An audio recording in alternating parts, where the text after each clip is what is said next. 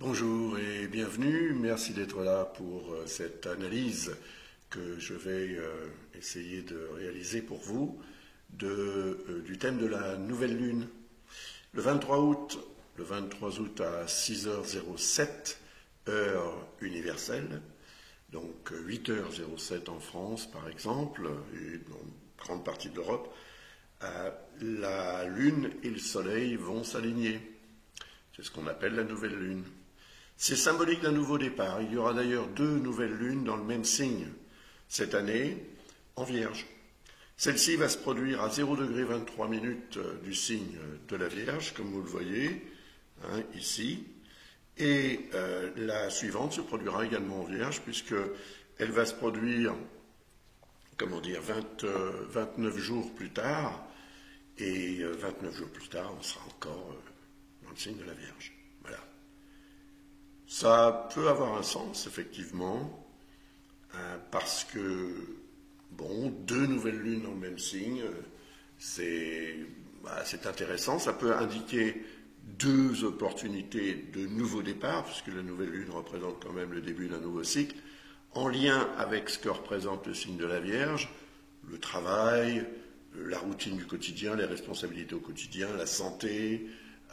Voilà, c'est quand même très intéressant parce que ça peut avoir un sens au niveau de ce que vous allez être capable d'obtenir en termes de réalisation au cours de cette présente nouvelle lune jusqu'à la prochaine, donc présente lunaison comme on dit, parce que là vous avez quand même des aspects qui impliquent le soleil et la lune qui ne sont pas forcément très porteurs.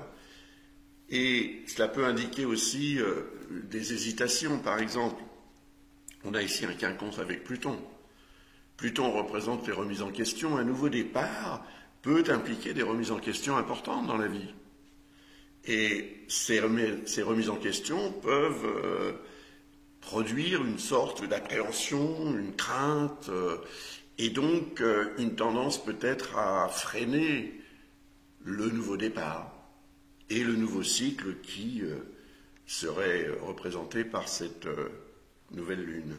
Puis il y a aussi, là, vous avez 2 autres quinconces avec Saturne et Neptune, qui sont révélateurs, parce que Saturne représente ce qu'on est capable d'obtenir concrètement, et Neptune représente les rêves et l'idéal qu'on peut avoir dans la vie, et ça aussi peut être source de questionnement. Le quinconce, c'est souvent, c'est trop beau pour être vrai, donc on verra plus tard, on attend. Et puis il y a un faux trigone avec Chiron. Vous voyez, c'est cette ligne grise ici. Alors ils sont tracés en gris maintenant par le logiciel pour qu'on puisse les reconnaître d'emblée, spontanément. Un faux trigone.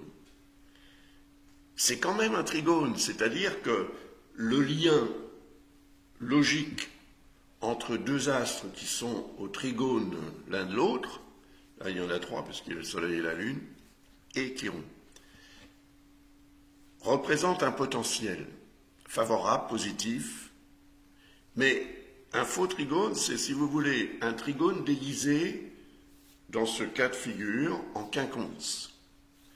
Parce que la Vierge dans laquelle se trouve le Soleil et la Lune est au quinconce du Bélier où se trouve Chiron.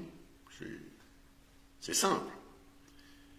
C'est simple, mais ça peut compliquer les choses parce que si le quinconce représente la tendance qu'on a à procrastiner, comme on dit, c'est-à-dire à remettre au lendemain ce qu'on devrait faire le jour même, spontanément, etc., le trigone, lui, représente un potentiel très positif d'obtenir satisfaction dans un domaine qui peut dépendre de Chiron, du Soleil ou de la Lune.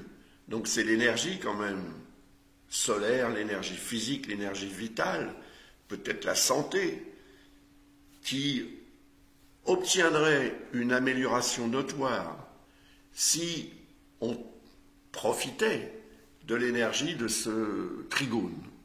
Mais comme il a l'apparence d'un quinconce, on va douter. Et c'est là qu'on va se dire, c'est sûrement trop beau pour être vrai, donc quoi ? À vous de voir. Il n'empêche que si vous pensez à ce que je suis en train de vous dire, au moment où ça se produira, et ce sera fort à mon avis d'ailleurs au moment de la nouvelle lune, puisque c'est à ce moment-là qu'on a ce genre de configuration, mais le Soleil, lui, va rester un mois dans le signe de la Vierge, et donc pendant un mois, il continuera à avoir ce genre d'influence. Et d'ailleurs, le quinconce va devenir effectif lorsque la Lune et surtout le Soleil vont prendre de la distance dans le signe de la Vierge. Alors, il y a aussi une quadrature.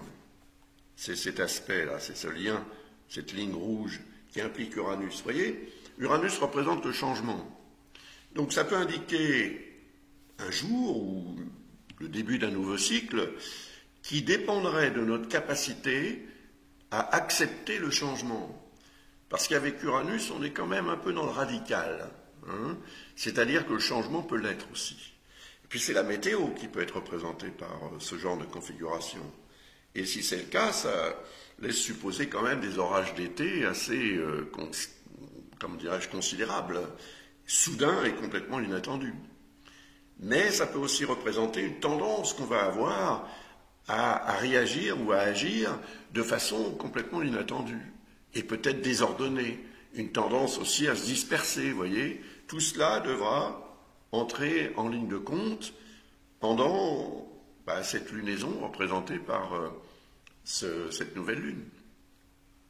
Même si la lune va continuer et progresser dans le signe, dans le thème, et atteindre, comme on le voit ici, d'abord le nœud sud, après Mars, après la lune noire et Vesta, ensuite Pluton, et ensuite il y aura une pleine lune, et je m'arrêterai là pour l'analyse. Je reprendrai lorsque on sera proche de la pleine lune, qui aura lieu en Poisson. Donc, on va analyser maintenant la progression de la Lune au fur et à mesure de ses transits autour du zodiaque, tout simplement. On va voir ça tout de suite.